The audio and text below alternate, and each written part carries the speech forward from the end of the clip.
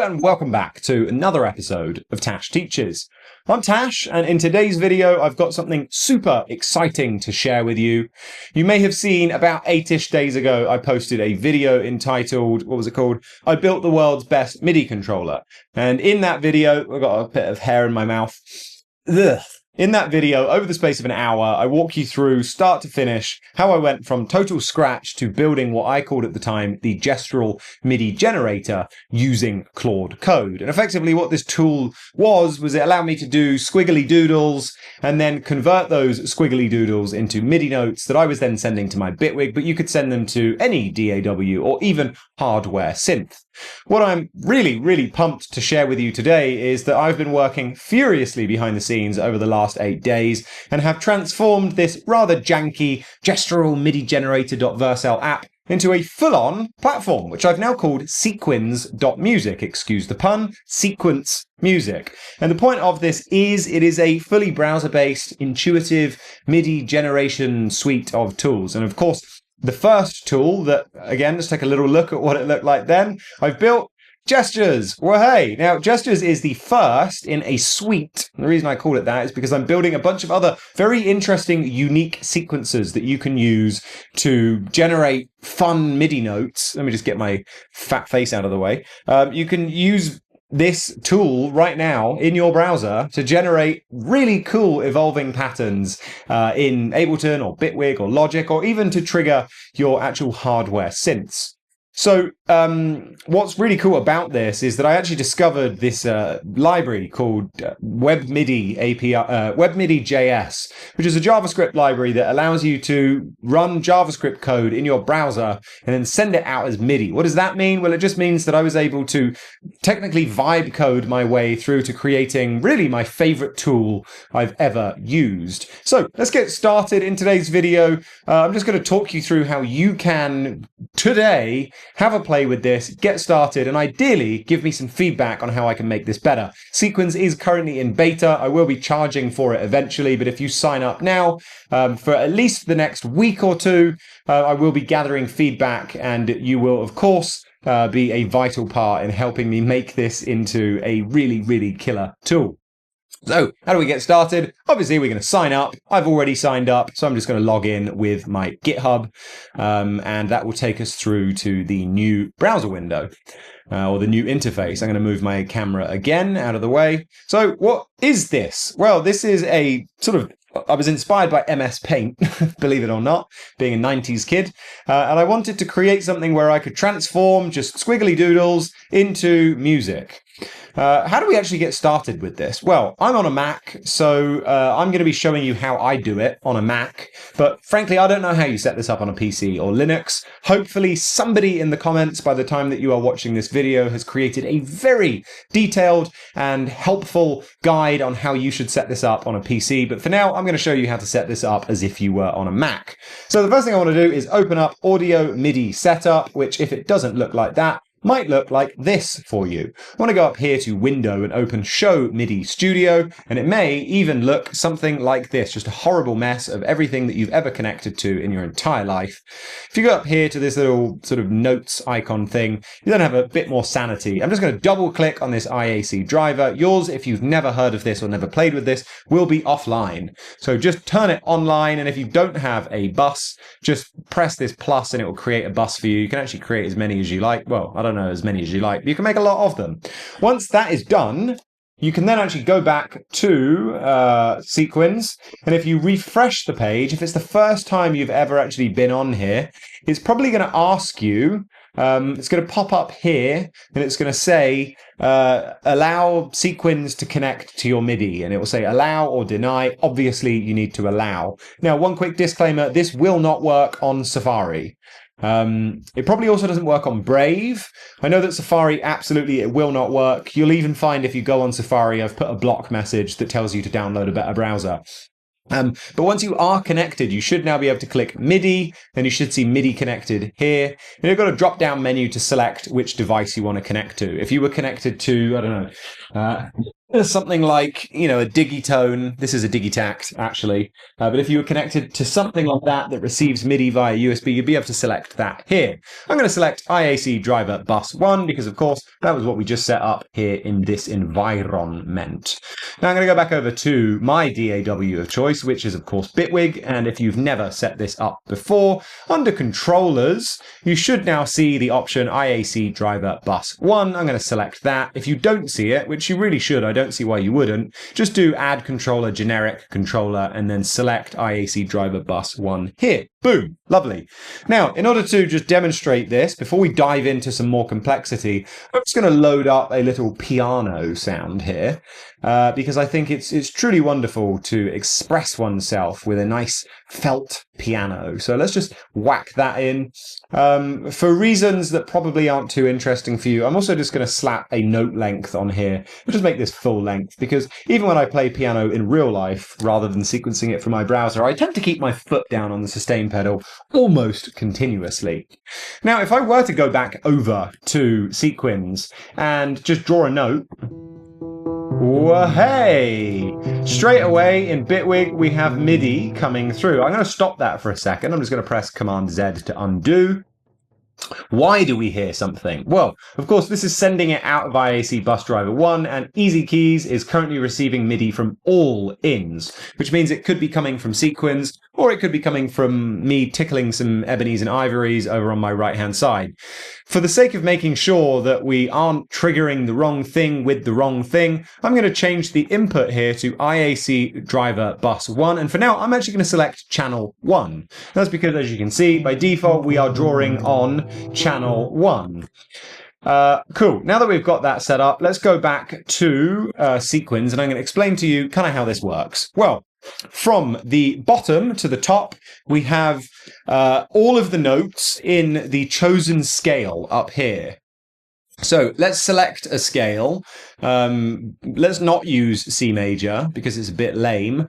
I'm going to go for major pentatonic. I'm a big fan of pentatonic scales. We can explore some of the weirder scales later on. As you see, I added a shit ton of scales. One thing that always pisses me off about a lot of tools is when they have the ability to add more scales and they just do major and minor and maybe like pentatonic. I've gone and added like a real big bunch here. We've got some lovely Ethiopian scales. Down here we've got some very cool Jewish scales as well. We've got some Thai ones, 4 different types of flamenco. We've got some Celtic ones and a bunch of others down here that I couldn't quite categorize and put in a neat name. We've got some Indian ragas. Anyways, for now I'm just going to leave it on major pentatonic, and we've got here C for that. So the way that it is currently laid out is if I were to draw a pattern down here in the bottom left, that's going to play, if we go back over to Bitwig, a C.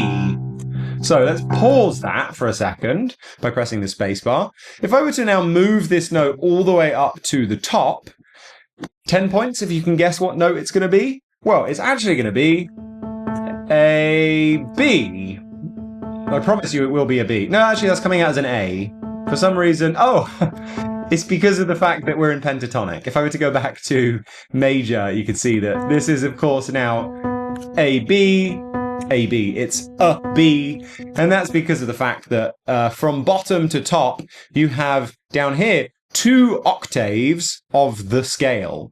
You could change it to 1 octave, at which point this would also be a B, but it would be an octave below.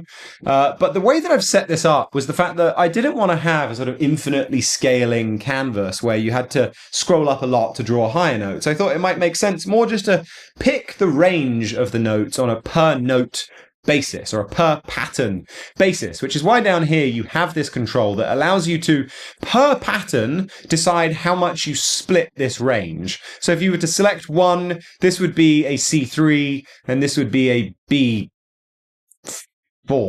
Whatever, it'd be 1 octave. However, if you did 5, this would be also a B, but it would be really high. It would be 5 octaves higher than here. By default, if I refresh it again, you can see that by default we land on octave 2. You can select it down here. We've also got a channel selector down here that I'm excited to show you. But down here, probably not the best. And also you can see we've got a couple of UI problems here. This shouldn't be going white. I think one of the neatest things is you can actually just right-click and choose your octave spread on a per-note basis before you draw. So if I were to do a 4 right now, and I were to do a little line down here, of course we have that C, and if I were to do one up here, this is going to be a quite high B. By the way, we have two main tools. Well, we have two tools, full stop. We've got Draw, which is exactly what you've seen here. It allows us to draw lines. We've also got Move, that allows you to click and drag things to move their position, or click and drag to highlight multiple things at once to move. These are very small notes. Maybe I need to increase the hitbox. UI, UX problems that will be fixed with your wonderful feedback. Thank you so very much. But of course, this allows us to, in real time, move those notes. And you can see that it's not quite what you'd expect. And one of the reasons why I love this tool is because I built it as a sort of happy accident surprise machine. I didn't want another tool that I have to think too much about what the step should be and what the value is and program in velocity and all that. So there's a lot of randomization and humanization that goes on behind the scenes here. And you may be wondering what's causing this pattern. This is a kind of interesting pattern, even if you take the notes out of it. Oh, that's fucking beautiful. But what's interesting about this is if you have a look at the notes themselves while they're recording, this is, if we look at the actual timing of this, these are prime numbers loop lengths. So basically, each time you draw a note, what's going to happen is that that note will be randomly assigned to a different prime number based loop length. So I think the first one you draw will be looping on a 3. The next one may be like a 5 or a 7 or an 11. So they kind of cycle, it's polymetric. And what's cool is the more and more notes you add, the longer and longer it will take for the cycle to ever fully repeat. I've been joking with some of my friends that I've been showing that, you know, the universe will probably be over by the time some of these patterns actually repeat. We're going to experience solar heat death because of just how long the phasing is. And that's another thing of why I wanted this tool to be different, is I wanted to get out of the realm of just always making a fucking MIDI clip and making that MIDI clip 1 bar or 2 bars or 4 bars and having to say, well, what's the melody? Instead, I wanted this very loose, intuitive flow. And so that's why I decided to pick prime numbers, is just because there's no relationship really between them other than dividing by 1 and themselves. So very nice, very cool. What's all this about? Well, we've got here these few notes. And of course, if I were to just, as we've shown here, record, you can see that those notes record very nicely. What I think is really fun is when you actually then start playing around with some of the other controls that we've got here. But for now, let's actually just add in a few more patterns. I'm going to go in here and also, just for good measure, because I love it, I'm going to add RC20, one of my favorite plugins, onto the master channel, just because it's going to give us a little bit of texture. It's going to give us a little bit of noise, it's going to give us a bit of wobble and a bit of space, because I want to just make this sound a little bit more interesting. So let's go back, let's take a listen. That's way too much noise. Okay, if I were to draw another note, instead of doing a little squiggle, what if I were to do a sort of, I don't know, a triangle?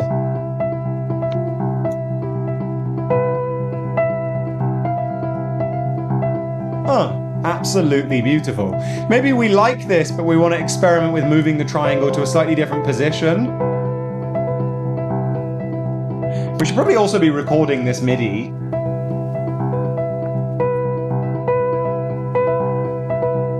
There you go, there's those notes being recorded. Let's change the color so it's easier to see. There we go. Now, there's a couple of things we can do straight off the bat. One is up here we've got some global controls that I've defined. Density here, if you drag this all the way down to the left, has now broken. This shouldn't have broken. This is something that will be fixed by the time you watch this video. I'm hoping that per pattern density still works. So let's just highlight all of these, because otherwise it's going to be a real bummer of a demonstration. There we go. Okay, so really this global density, by the time you play with this, should actually affect it in this way. Density is the chance that any note will play. I think this was linked up to something that I was just toying around with before I shipped this, and it must have broken it. But density, this knob, let's just imagine it behaves like this. At smaller values, you will get notes coming through, but it's going to be a lot more sporadic over which note comes through when. So this could be kind of interesting for creating slightly bit more kind of playful patterns. You can see that whichever note is playing will then pop and it will vibrate. So let's highlight these again, and I'm just going to show you what happens if we then start to increase density a bit more, start to bring it more into the realm of having a steady, consistent rhythm, but with the occasional space.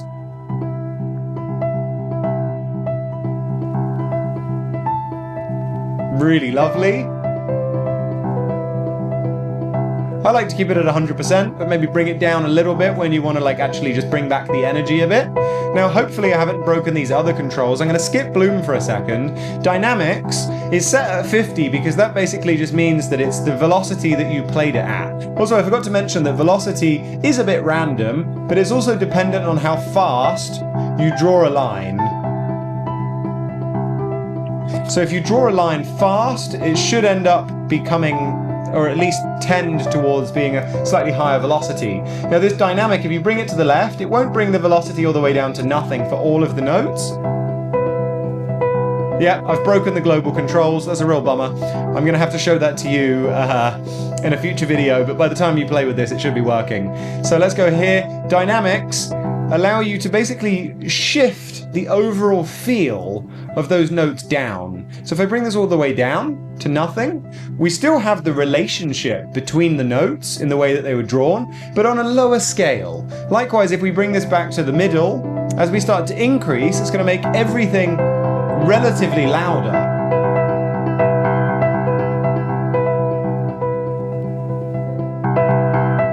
Which is of course very, very nice. Now, I'm sure that Bloom doesn't work.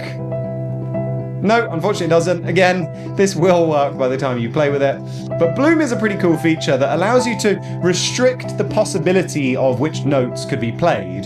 So let's just access it again through the right-click menu. I probably should have mentioned that you can actually affect notes after the fact. Here, we'll be diving more into that. You can change the channel spread. But for now, we're just using it so that we can select all of these notes at once. Let's just select these guys.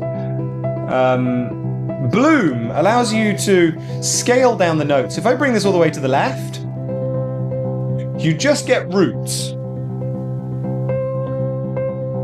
Still with the velocity, still with the octave range, but it allows you to scale that down. As you start to bring it up, you're going to increase the chance that you get fifths.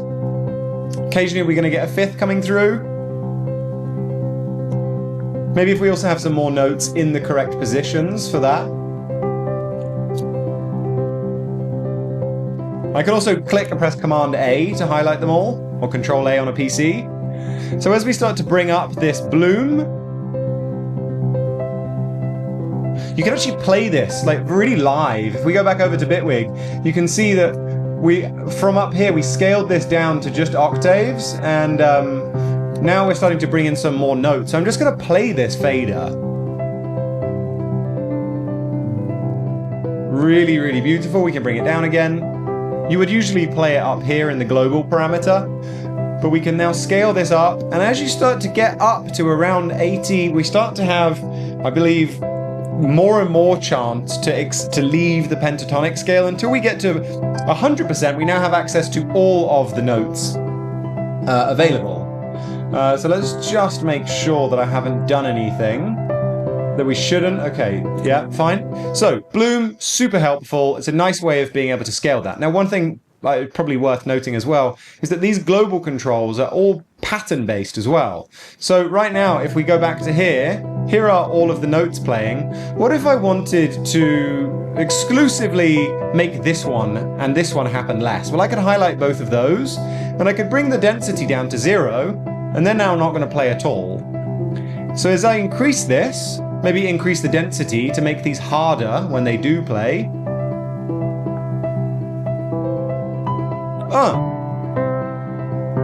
Now this is nice because it allows you to have these more kind of repetitive trance-inducing patterns here, but then find these more kind of gestural, exciting notes, and then give them less of a, so beautiful, less of a probability that they will play. So maybe we also want to actually change the octave spread of this. Maybe we'll bring this up to 5. Now we're going to get some really pretty high notes.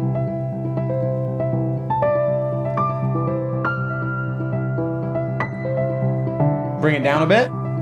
Maybe draw some more notes. Now here's the thing, I'm going to go back to the D key. I want to draw some more notes, but if I draw straight away, this is actually just going to be playing at sort of max intensity. It's probably not actually because I've set it here.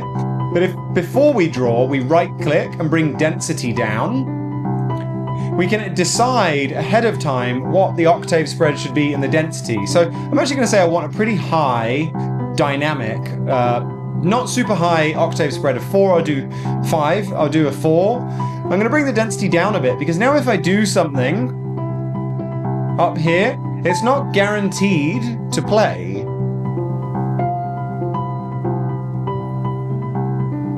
Maybe we'll do another one with slightly a bit more density. I'm going to do a little love heart here. Go back over to Bitwig, take a look at the MIDI. Truly, truly beautiful MIDI patterns, by the way. Look at that. Look at this, like, cycling. Stunning. So another thing to note as well is that you can deactivate patterns without deleting them. You can see that this grayness is indicating that the density is down. So this has got, or maybe it doesn't have the density down. A couple of bugs here, but if you click on them, you can press 0 to deactivate, or you can right click and deactivate, but I just do 0. And that allows you to actually just, again, play it. So I could bring the energy back down like this.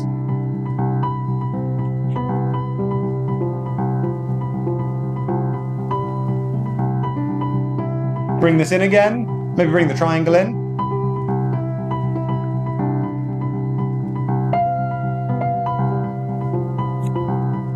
Let's bring these guys back in as well. Really lovely. Cool, so a couple of other things to note just before we move on and actually start building something of real significance with this is down here we have what I call the Transpose preset system. Now, a lot of tools that I've played with that, I mean, to be honest, I've never found anything quite like this. I built this because I wanted something that didn't exist. But a lot of these randomized generator tools are cool, but at the same time, you can't really control them very much. And you end up with just randomness. And I love random, don't get me wrong. If you've watched any of my videos on my channel, I've probably said random, probably the most I've said any word ever. Slap a random on, set it to hold, whatever, all that kind of jazz. But what this does is it allows you to shift things up and down, not by semitones, but by scale degrees. So what I mean by that is if I were to press play here, this fader goes up and down 14 degrees. So if I were to go up now,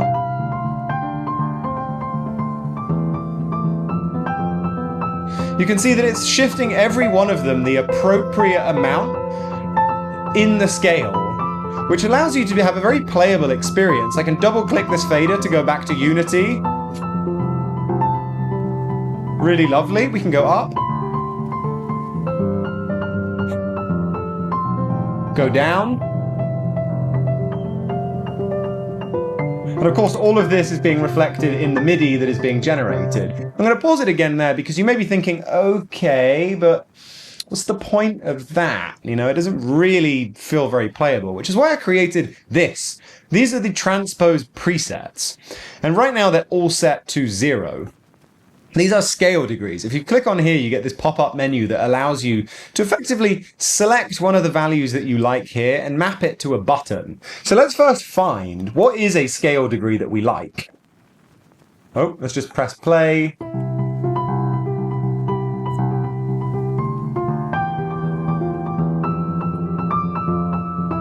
Okay, I like 3. So what I can do is I can go down here and I can maybe select on this second one. I'm going to do +3. And now the 1 key, well, actually all of the keys on my keyboard, if I press 1, it will snap to 0. If I press 2, it goes up to +3. And this is really handy because it means that I can select 8 chords effectively. So while I'm playing, I could be listening, I could be jamming out, and I can just very quickly transpose it up 3 scale degrees.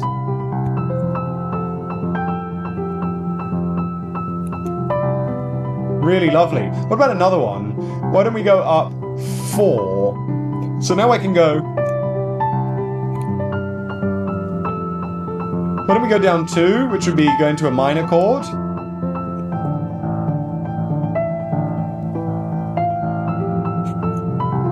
Lovely. Now, this starts to get, very useful when you start using pedal tones. What do I mean by pedal tones? Well, one of the least musical things, or the least masterful things you could do when you play chords on a piano, is to literally move your hands up and down like this. A lot of the time you'll see in Bitwig, not in Bitwig, a lot of the times you'll see beginners make chord progressions that look like this. I'm just going to do random notes because we ain't got the time, but you'll see chord progressions that look like this, and this isn't really the most interesting way to do things because you have too much of a jump. So a lot of the time what we like is to kind of use inversions that mean that this top note could actually come down, at which point you see that that note actually isn't even moving.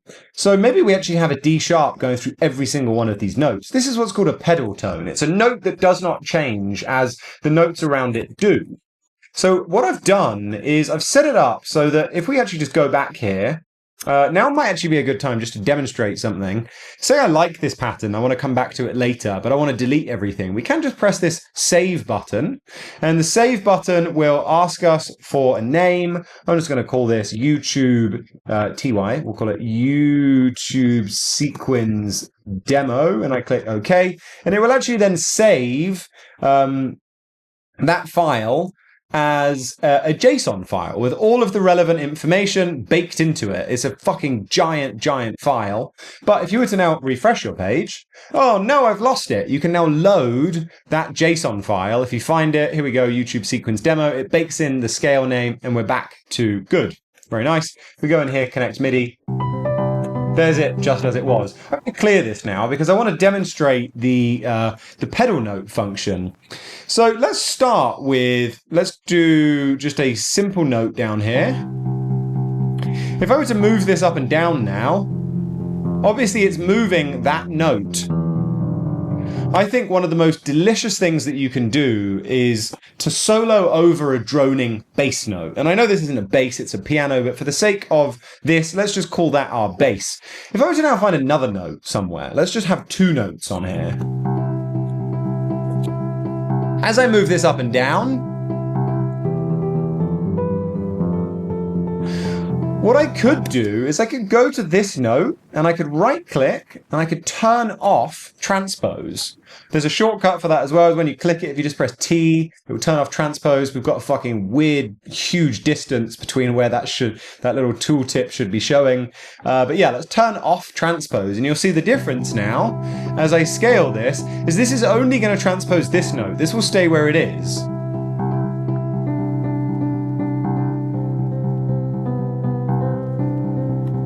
Which I think is a really, really nice, masterful tool.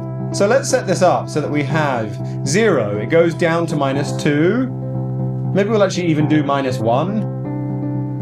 Then we'll go down to -2. Maybe we'll do a +2. Maybe we'll do a 3. And maybe we'll do a 5. And a 4. So now I can actually just press.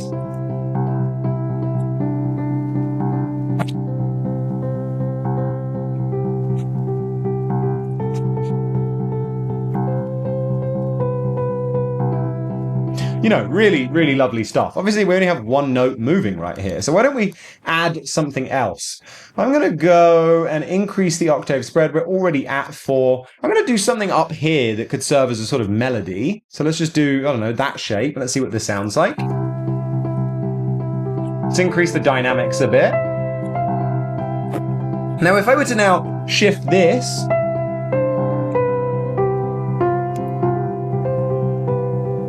it's now going to shift that melody up and down as well. What if I now remove that from Transpose? So now only this is going to be moving.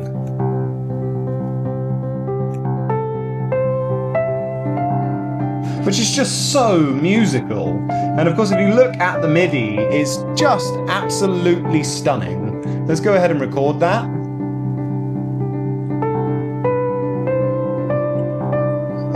And you'll see as I start to now play this, it's now only moving that note.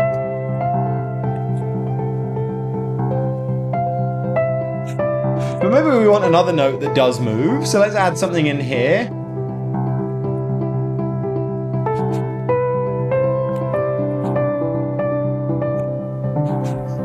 And of course we can move these to find the sweet spot. Maybe we'll have a high note that actually moves. I'm going to bring the octave spread to 3 for this. Bring up the dynamics a bit. And if this will now move.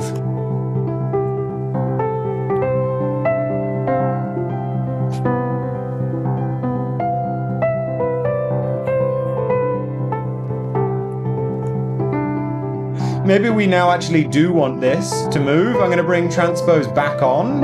And now you'll see as I go down 2, we're going to have this moment of tension and release because we're suddenly going to go,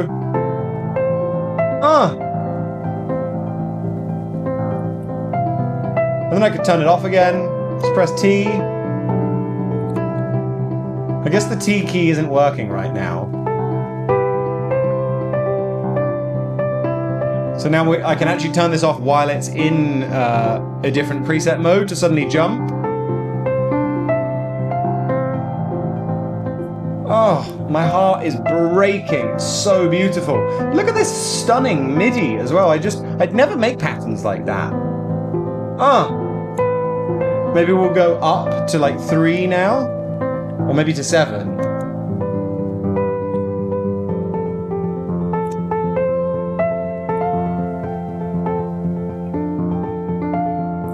You could just play with it for hours.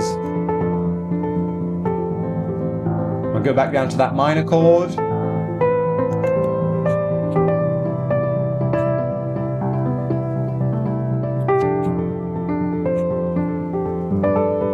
And now we'll go up to, 5. Ready?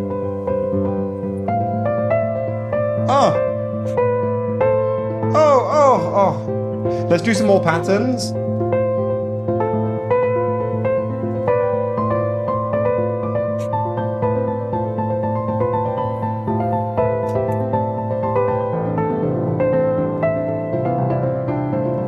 Maybe we'll make all of these not transpose.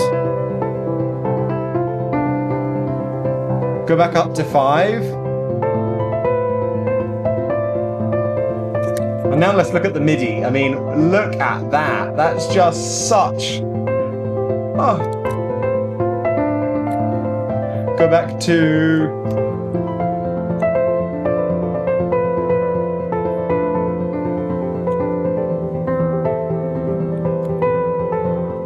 Maybe we'll increase the dynamics of this bass note.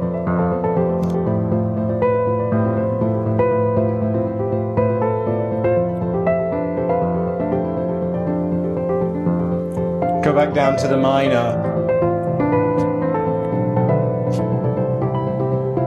Okay, so before I get too carried away, that is the Transpose preset system. It's really, really helpful, particularly in some of these other scales. One thing I'm considering doing is right now, obviously it goes up 14 scale degrees and down 14 scale degrees. Some scales don't have 7 notes, so maybe I should make it scale aware so that it goes up 10 if it's a sort of a 5-note scale, but there's a couple of really nice pentatonic scales in here, particularly these Ethiopian scales. This Bati minor is just stunning. Let's just try a couple of little patterns here.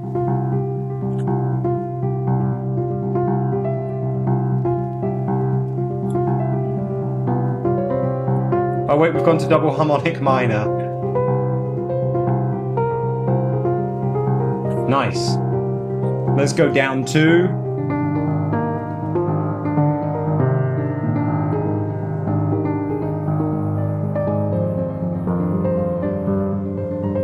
Go back to 0.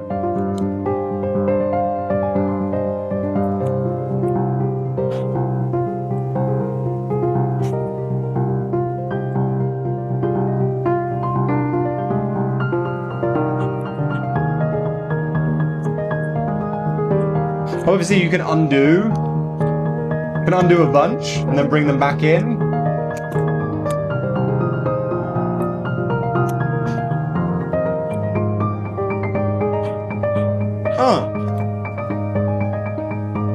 I mean, listen to those polyrhythms, just delicious. Now we're going to come back down again.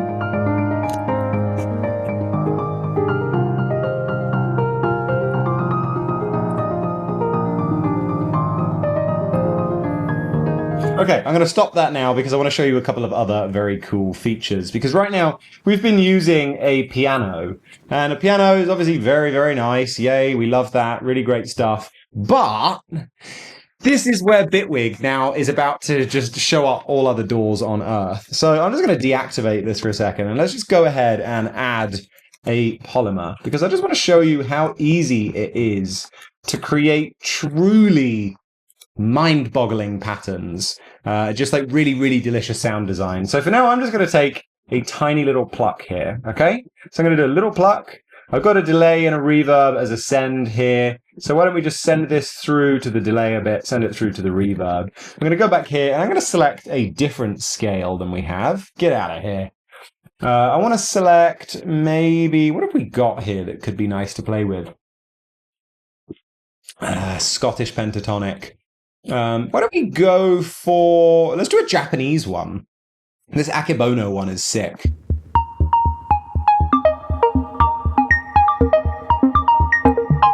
Very nice. Okay, get rid of that for a second. I'm going to pause it because what we want to do is we want to set this synth up for success. Because there's a bunch of things that we can control from inside here that will give Bitwig more information. Or basically, we can set up a connection between some of the data that's being sent. And so some of those things are, let's just close these up for a second. One of them is, of course, that if you look at the MIDI notes that we have here, there's a hell of a lot of actual velocity. Where are you? There's a hell of a lot of interesting velocity movement. You know, and depending on where it is that you are in the pattern, there's a lot of interesting velocity here. So by default, Bitwig is going to be with Polymer sending and using velocity. But if I were to add in a couple of notes here, let's do something like this. I'm going to pick a different scale. I'm actually going to go for the Iwato because I kind of like this one. We'll do Iwato, yeah. I'll bring the volume down on this a little bit. This knob here will allow us to increase the amount that velocity controls volume.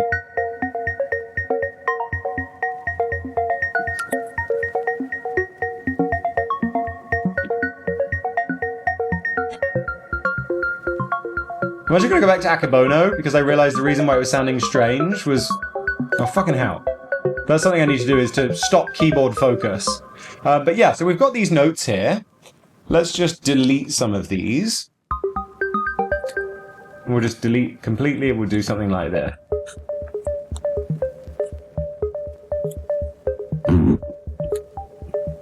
So now these velocities are controlling this sound more. But if we go here to the MIDI modulator, you can see that CC1 is what we call the mod wheel. And in fact, if I were to just do this, so that we can actually see. This is not a responsive website, so it breaks if you do this. But watch as I move this first fader up.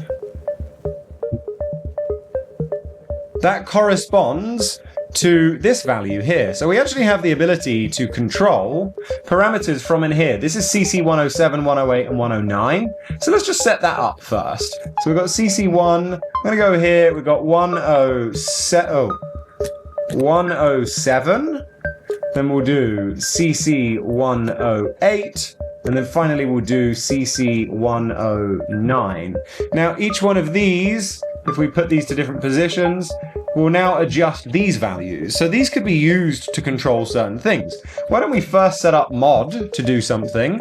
In order to do this, I'm going to put mod wheel to the top so that I have this set. Now I'm just going to adjust some of the parameters on here until it sounds kind of cool. So maybe we want the decay to increase.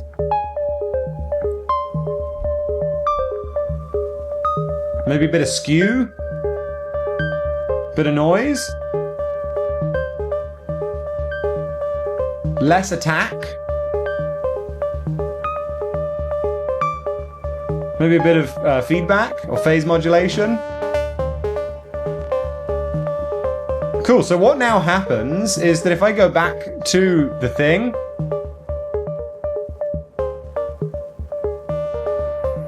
I now have control over that aspect of the sound with this fader. And of course, if I were to now record this as MIDI inside of Bitwig,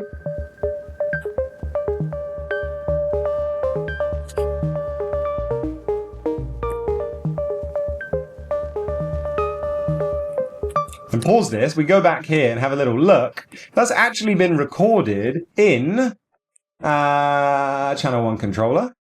Where are we? Oh, I guess I need to actually turn on MIDI recording. That's why. So if I were to actually record this, you know, you get the idea. That's actually going to be baked into the sound. So we look here, channel 1. Why is this not recording? What's going on here? I guess that's not the MIDI recording one, or is it? Let's see.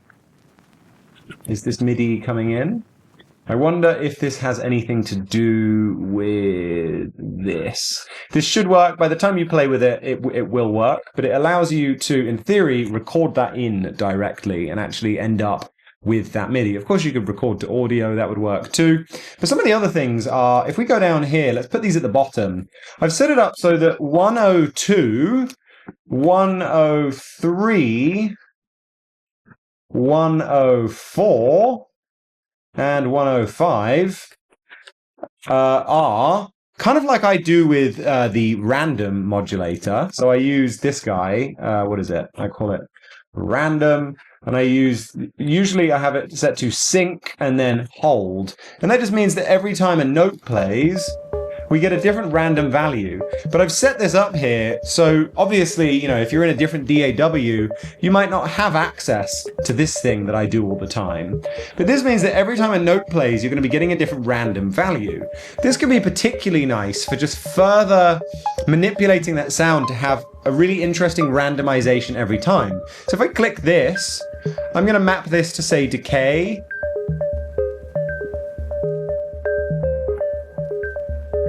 Cool. Let's do another thing. We'll do skew here on this one.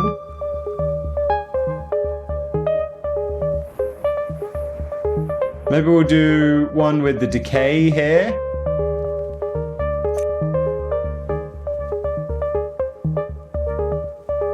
Maybe we'll do one that actually does something like, I don't know, a delay. So we'll do one that sends the mix. That's actually horrible. Let's not do that. Also, let's pick a different scale. This one's kind of irritating me. I'm going to go back to, we started playing around with Batty Minor. I'm going to do this. It's kind of nice. Let's maybe send this a little bit more reverb.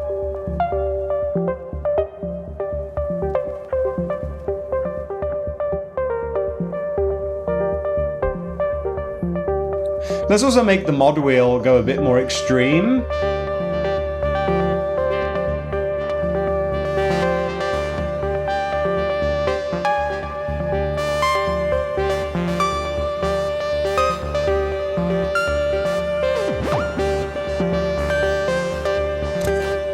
Very nice. So now from here we can control that.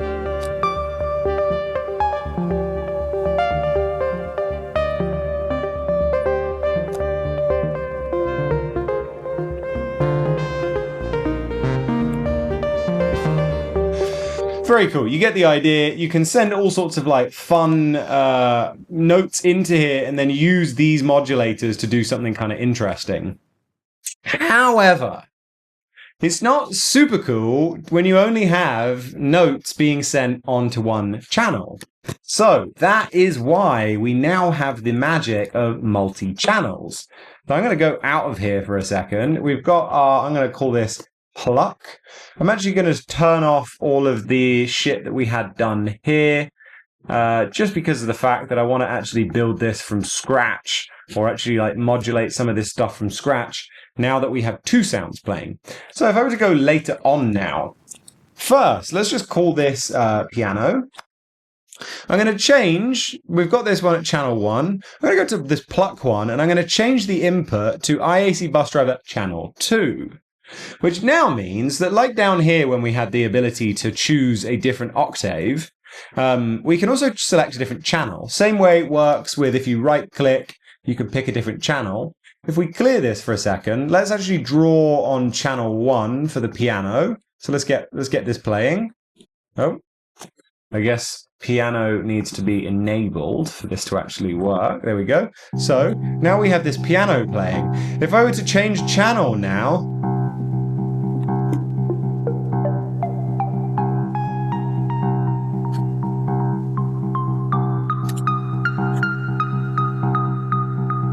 we now have these two sounds.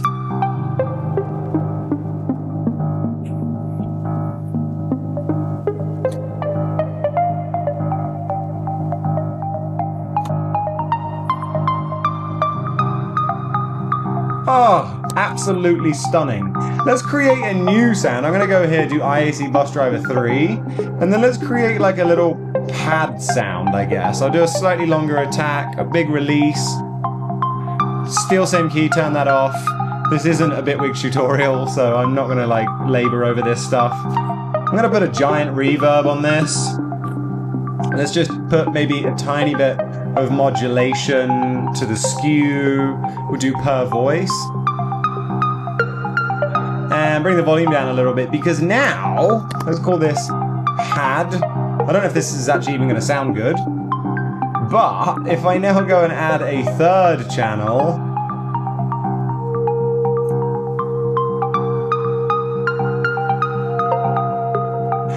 pads sound really nice when you bring the density down a bit. So let's pre-select the density here. Oh.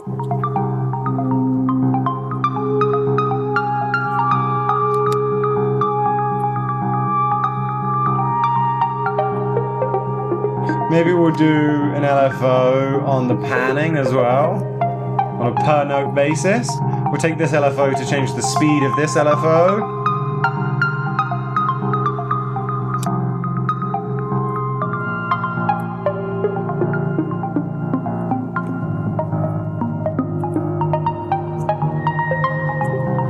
Now I kind of think that the piano would be nice to have on a different channel. Let's do that on channel 4. And then on this one, let's make this just like a nice simple sound.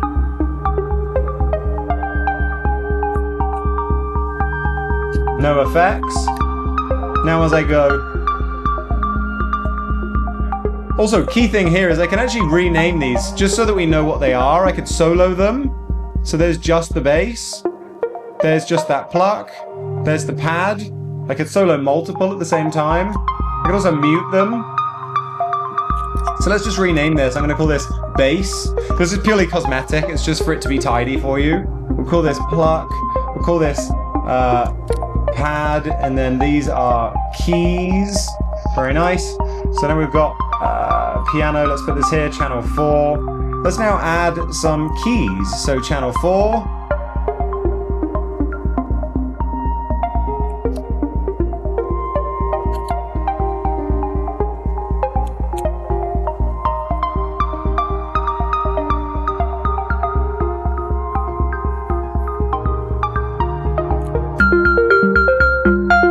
Something very strange has happened there. What has happened? Oh, they've all gone out of MIDI channel 1, which is absolutely strange. Let's save this and see if we can actually just fix this. I'm going to refresh and just load this. This might be a bug. Please say it's just going to work. Now everything is going out of MIDI channel 1. What a stone cold shame. Channel 2? I mean, it shouldn't be. Oh, I think it's because...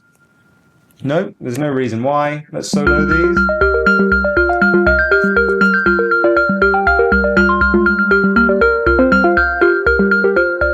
mean, that sounds very cool, but that's kind of not what we want. Let's just see if we can refresh this. We'll do bass, nice. We'll do on channel 2 a pluck.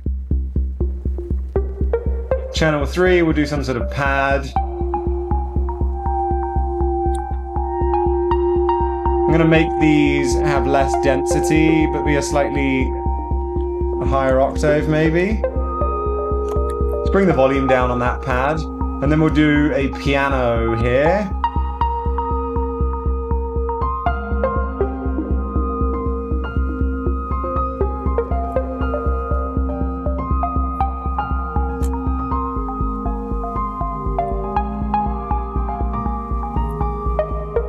Let's do another pluck one, little triangle with arms and legs.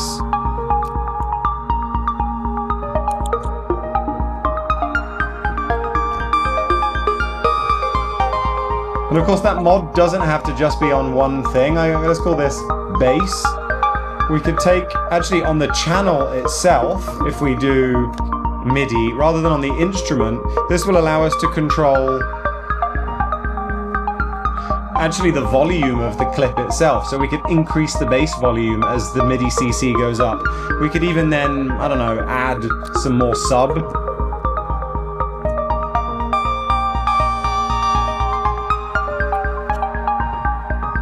Huh, really nice. Maybe this pad will do the same thing, but we'll add CC channel 1 opens up the filter, adds some noise, a little less attack, maybe increases the release.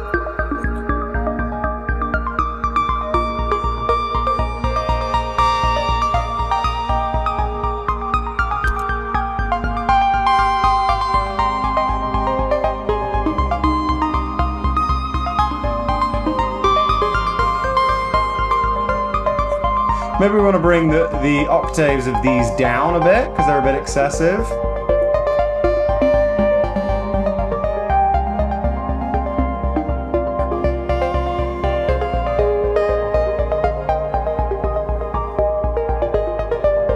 We should really be recording on all of these channels.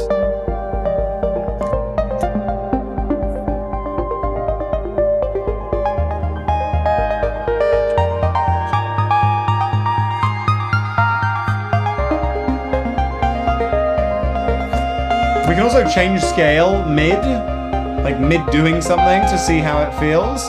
Maybe we'll do Scottish pentatonic.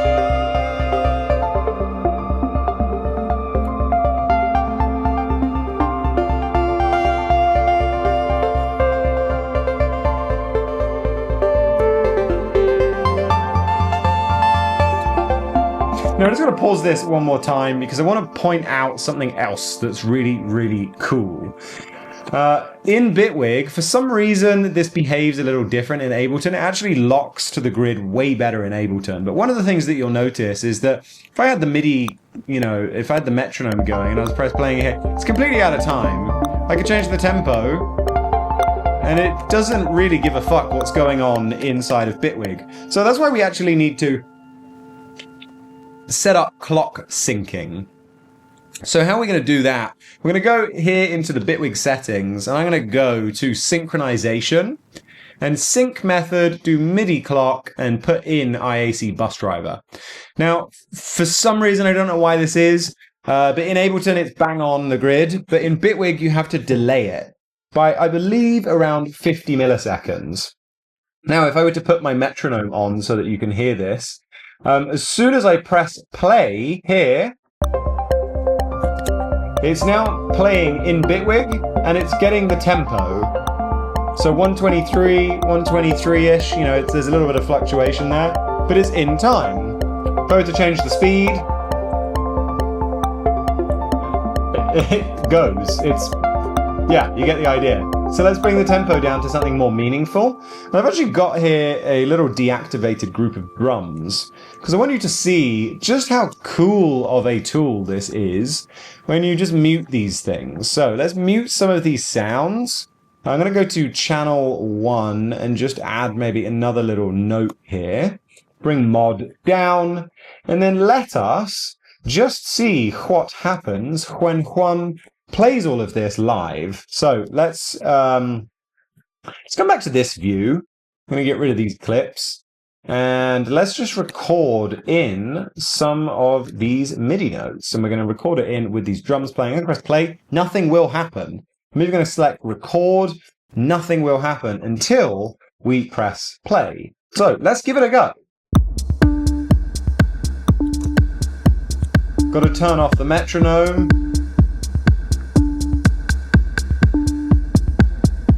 Oh, I was about to say, where's the fucking reverb coming from? It's coming from here. Okay, I'm going to put RC20 actually onto the music group rather than... Okay, nice. And also the reason why these were doing that weird shit is because they're receiving MIDI in from all in. So I'm just going to turn off MIDI input on these guys. Kind of cool actually having it on a hat though. Let's actually get rid of this stupid note too. And let's start to bring some of these sounds in. So let's bring in the pluck. And what's nice is you'll notice that if I were to record these clips, if there isn't anything playing, if I've muted it in here, we're not going to be getting those notes coming through. So check this out. There we go. Now we've got that little burst coming through. Very nice.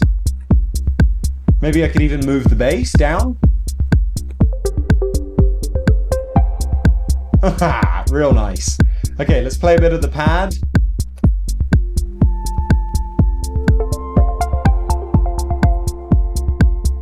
And this is such a lovely way of being able to just jam out, you know, free from the distractions of your DAW. Let's bring in the keys.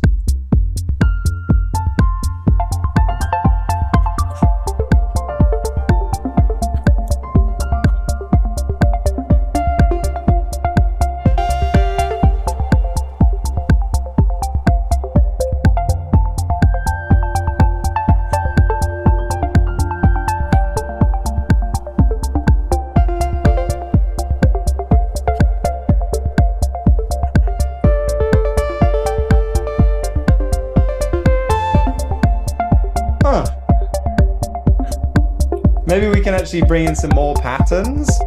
Let's do channel 4. We'll do the piano, but I'm just going to draw in some maybe like horizontal notes like this.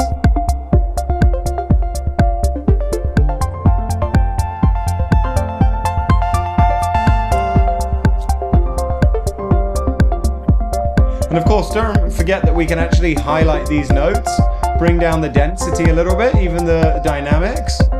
Can bring down the bloom. Can also copy and paste patterns.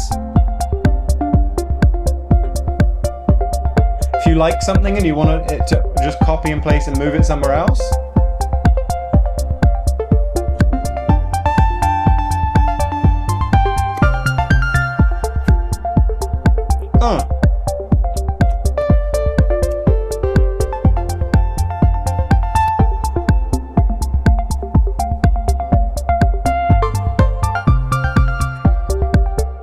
Really, really cool. Maybe let's change scale. Let's go to one of these Indian ragas.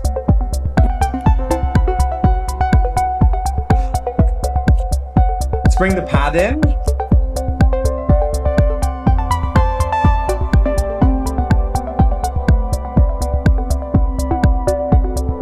I'm soon going to be bringing in like per pattern, per channel controls. So you can bring down the whole velocity of the pads.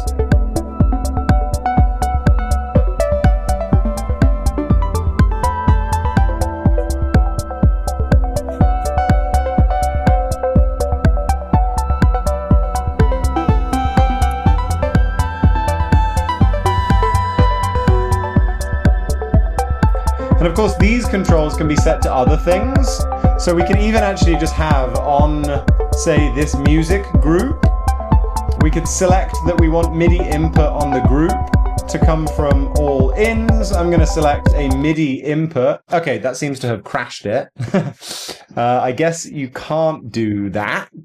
You can't do that on the master channel either, but what you can do, as I understand it, is if you select an individual channel. Does this work?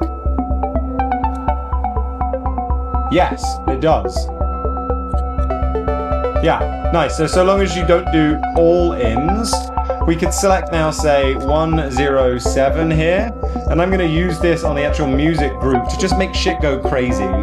So let's make one, just make this go crazy. We'll go to this pad, we'll have this open up the filter just a shit ton, we'll add a bunch of noise. We'll also make it so that this sends everything a lot to the reverbs and the delays. Oh, we'll do it like this. We'll do the same thing with the piano. Maybe we'll even use it as well to bring down the volume a little bit of the pluck, bring up the pad. And now you see, as I start to...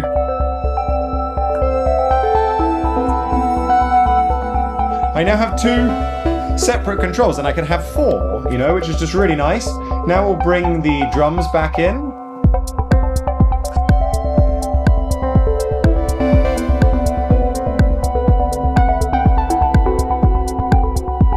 Mute the pad. Oh, we seem to have crashed it. Okay, well, we'll figure out why that is. Yeah, really great stuff. So let's just take one more play.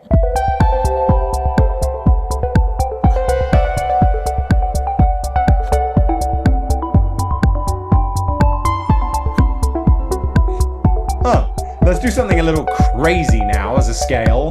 Why don't we do one of these Middle Eastern ones? Or like this Turkish one? No, Hijaz is a really cool Middle Eastern one.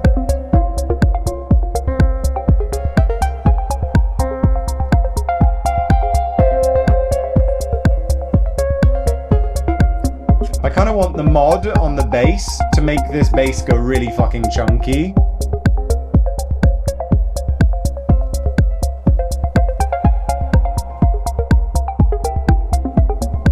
Maybe make the bass even louder.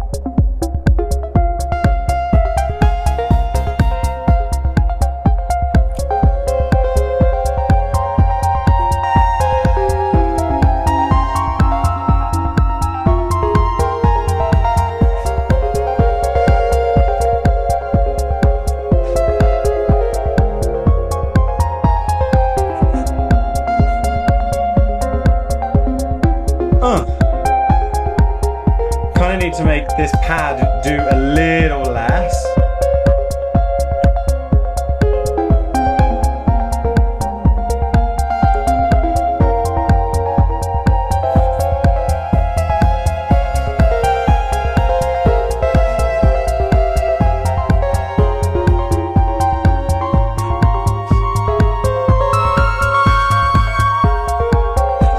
Let's make the pad go down an octave.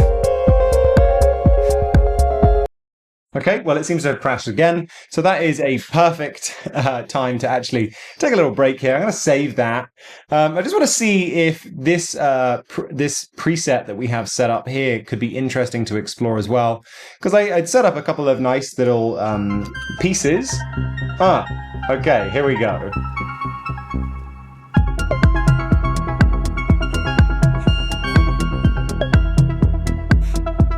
Yeah, I mean, this is actually one nice little thing I just want to show you. This is I was playing with, and just so you can get a feel for like some of the nice melodies and kind of patterns that you can get when you actually sit there and spend a little while just on your own jamming out. So I'm just going to skip forward a bit.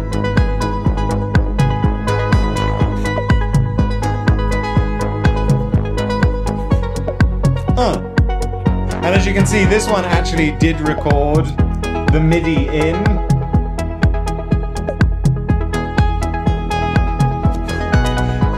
And the cool thing is, because of the fact that all of the MIDI is all of the mods are being sent at the same time, and you've got all of this control from here, it's like you have a sort of global energy control.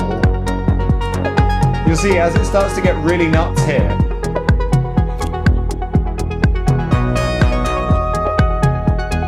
I was playing with Bloom on this.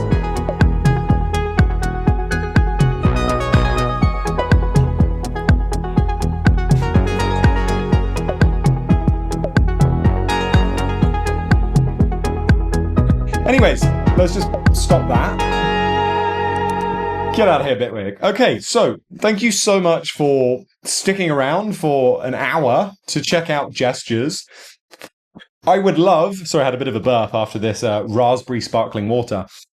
I would absolutely love if you would go and try this out for yourself, get a play around with it. And very importantly is if you look down here in this corner, I don't know why it seems to not be letting me do a straight line. We have a share your feedback button. This would be super, super helpful. Is when you play around with this, you're probably going to run into a bunch of bugs. You're also probably going to run into things that you really like. You're also probably going to come up with some ideas of things that you would love to see implemented into this. So please just go ahead and click share your feedback. And it's going to bring up a nice little form in here that you could go in and you could say, oh, it's a 5. What do you love about it? I love the plain white background. Very nice. What bugs, blah, blah, blah, blah, blah, blah. And if you want to put your email address in, and I can send you some updates on this, actually, and we may potentially have a little 5-minute chat. I'd love to get some feedback, just actually chatting on Zoom, if that so serves you. Anyway, so thank you so much. I hope you've enjoyed this video. I'm going to be making a slightly bit more, should we call it, logical tutorial series to actually post on the website as well to teach new users how to use it. But in the meantime, please go forth, have a fucking good time with gestures, and I'm super excited to share with you in the coming weeks the second sequencer that is currently named Wordplay, which is a little hint, as a little preview, transforms text to music. And if this was based on Microsoft Paint, this is based on Microsoft Word.